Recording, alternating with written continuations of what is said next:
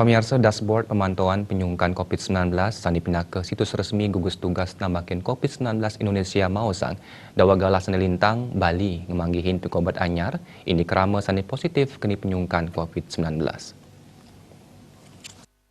Balik ke panggihin sayannya jahang, napi malih ringgalahi lintang, kekantenang sayan akeh krama sani katibenin keni pinyungkan inucap, kantos petang da setiga pasien. Data asapunika ngawinang krama sayan sang sayur tur jerih, sah ngaptiang mangda paiketan saking pemerintah, mangda gelis maut saha nambakin pinyungkan COVID-19. Para netizen ring sajroning akun Facebook @balipos malih makilingin sapunapi pamidabdab antuknya gegenah pangranjing ke widangan Bali punika.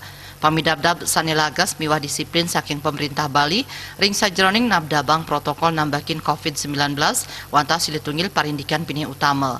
Kasiagayan pemerintah ring sajroning ngarepin sapunapi kahanan ring lapangan taler kaaptiang pisan ring sajroning kewentenan sanenenten presiden kejantenang sekadi mangkin puniki. Napi malih ring sosial media akeh pisan kepanggih gatre sane nenten presiden kejantenang kasujatian nyani.